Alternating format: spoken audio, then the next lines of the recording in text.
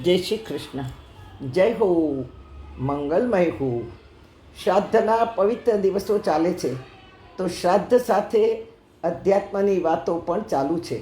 આપણા પિતૃઓને જગત અને આપણને છોડીએ ભલે વર્ષો થયા હોય, છતાં આજે પણ એનો આત્મા સૂક્ષ્મ રૂપે આપણને આશીર્વાદ દઈ રહ્યો હોય છે, કારણ કે આ એમના દિવસો છે.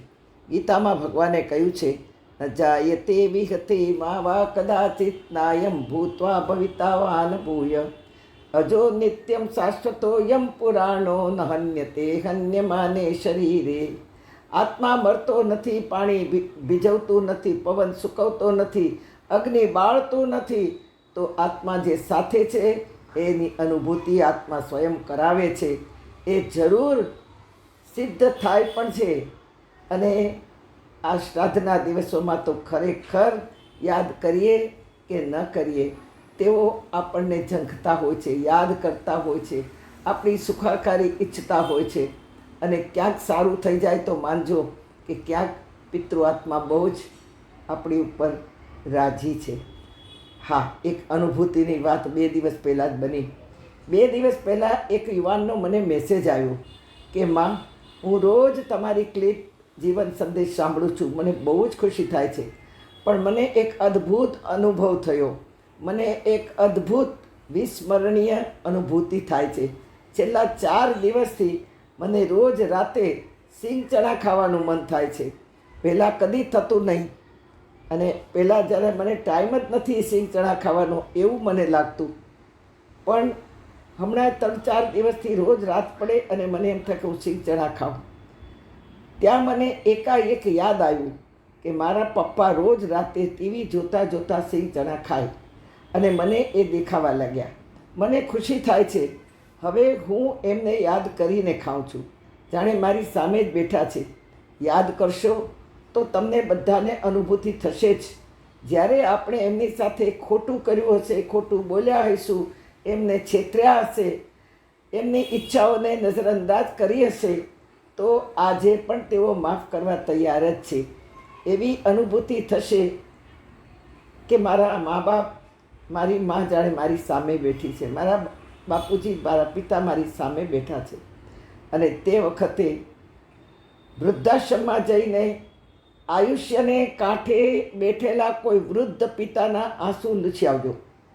કોઈ ભૂખી મા તમારી રાહ જોતી બેઠી હશે, તે યાદ એ આત્મા અપાવશે આપણને કે ચાલને, લાખો બ્રાહ્મણોને 200-500 શું 2 બ્રાહ્મણો પણ જમાડવાનું મન નથી થતું, તો વૃદ્ધાશ્રમમાં આટો મારી આવીએ, ચાલો.